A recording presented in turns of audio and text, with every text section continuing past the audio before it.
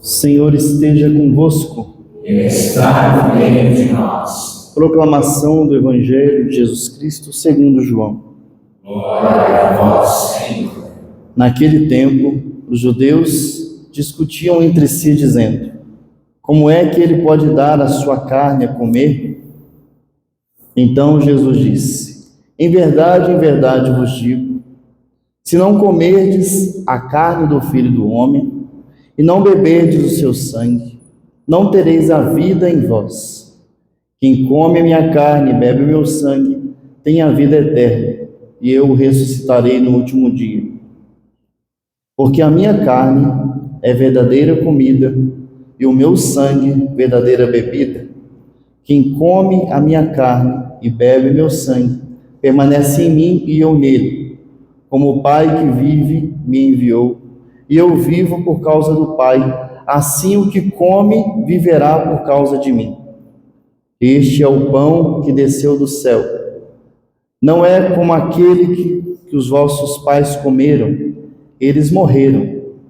Aquele que come este pão viverá para sempre. Assim falou Jesus, ensinando na sinagoga em Cafarnaum. Palavra da salvação. Glória a vós, Senhor.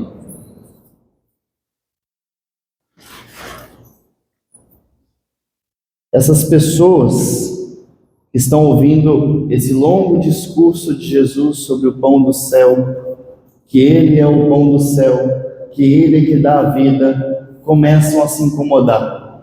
Se incomodar porque Jesus está dizendo que Ele, somente aquele que tiver comunhão com Ele, quando Ele está dizendo: eu sou o pão da vida, eu sou o pão descido do céu, quem come da minha carne e bebe o meu sangue viverá eternamente. Ele está dizendo que somente aqueles que estiverem em comunhão com Ele se salvarão. Somente, não tem outro jeito, não tem outra opção, não tem outro caminho, é só Ele que salva. Ele é o centro da nossa existência, da nossa vida, da nossa salvação. E aí nós veremos no fim desse discurso, encerrando o capítulo 6 do Evangelho de São João, que eles vão dizer o seguinte, no versículo 60. Muitos dos discípulos de Jesus que escutaram disseram: esta palavra é dura.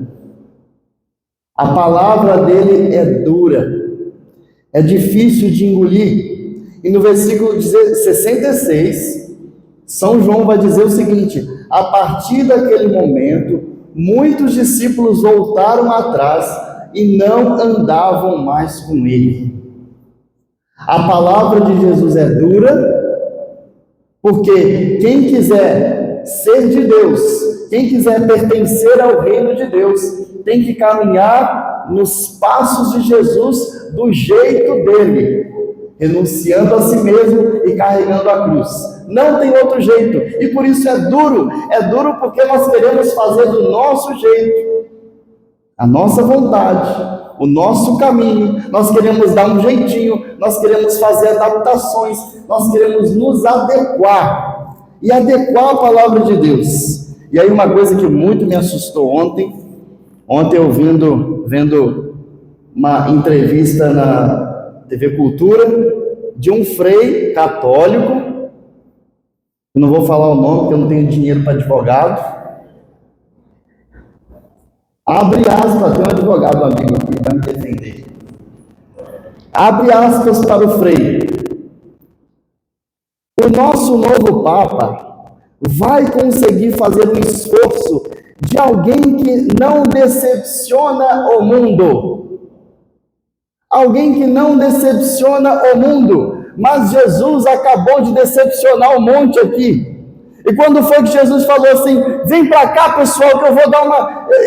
Eu não queria dizer bem isso. Vocês entenderam errado o que eu disse. Quando foi que Jesus tentou maquiar a verdade, manipular a verdade, para que as pessoas fiquem do lado dele? Olha, nesse mesmo Evangelho de São João, no capítulo 15, no versículo 18, Jesus dirá o seguinte: se o mundo, esse mundo que o Frei aqui está falando, que o Papa vai fazer um esforço para não decepcionar, Jesus está falando: se o mundo vos odeia, tenha em mente que antes odiou a mim. Se vocês pertencem ao mundo, se vocês pertencessem ao mundo, ele os amaria como se fossem dele. Todavia vocês não são do mundo, mas eu os escolhi, tirando-os do mundo, por isso o mundo vos odeia. Para aqueles que seguem Jesus, para aqueles que entraram no sistema do reino dos céus, precisa existir uma oposição ao mundo. E quando eu falo mundo, não é a realidade material, a natureza, planeta Terra. Estou falando de um sistema mundano de pecado, de vício, de morte, que se opõe ao sistema do reino dos céus, que Jesus veio ensinar e pregar, e que muitas vezes vai de encontro, confronta as nossas ideias, as nossas opiniões, o nosso jeito de ser, de pensar, porque eu acho isso, eu acho aquilo, porque é um achismo, né? Eu acho que a igreja é isso, eu acho que a igreja é aquilo. Aí quer questionar o Papa, né? Porque o Papa é uma pessoa que começou a estudar aos 12 anos, tem pelo menos 50 ou 60 anos de carreira religiosa, pelo menos uns 3 ou 4 doutorados, fala mais 5 línguas, aí você, desculpa dizer, se converteu esses dias aí num retiro, num acampamento, num grupo de oração, agora quer dar pitaco em quem que tem que ser o Papa da igreja. Daí São Tiago vai dizer: quem é amigo do mundo? No capítulo 4, versículo 4, quem é amigo do mundo é inimigo de Deus. Então, infelizmente, existe na igreja essas pessoas que acham que para acolher o outro precisa adequar o discurso da igreja, adequar o evangelho para que ele desça redondo, para que o evangelho desça redondo. O evangelho não é cerveja não, gente. Desce quadrado mesmo. E quem não aguenta vai embora, como esses discípulos foram embora.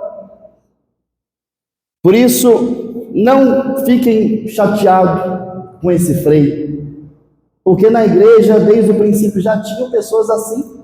É por isso que na primeira carta de São Paulo ao Timóteo, no capítulo 6, no versículo 3, São Paulo diz o seguinte: se alguém transmite uma doutrina diferente e não se atém às palavras salutares de nosso Senhor Jesus Cristo, tá vendo? Já tinha gente que ensinava coisas que Jesus não ensinou.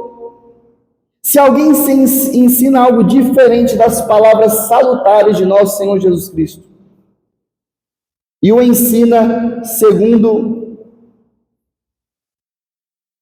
ao ensino segundo a piedade, esse fulano é um orgulhoso, um ignorante. Não são as palavras do Padre Felipe não, viu? Está aqui na Sagrada Escritura, depois você confere.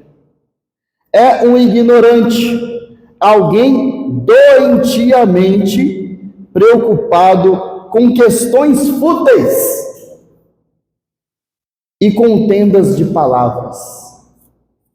Alguém preocupado com questões fúteis, com as questões deste mundo, com política, com ideologia.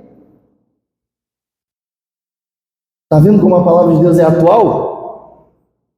Leia a palavra de Deus, ame a palavra de Deus, e você não será enganado por falsos profetas.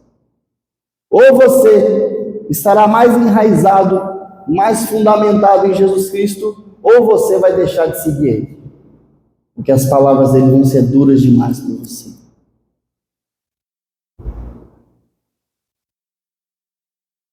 Com Jesus não tem meio termo. Por isso ele disse: a porta do céu é estreita e poucos são que passam por ela. Então, a nós resta dobrar nossa vaidade para obedecer a Deus, em tudo que Ele nos pede, em tudo, nos seus mandamentos, nas suas leis, nos seus preceitos, nos seus princípios, em tudo, porque o caminho de Jesus é o caminho da nossa salvação. Louvado seja o nome do nosso Senhor Jesus Cristo. Assim seja louvado.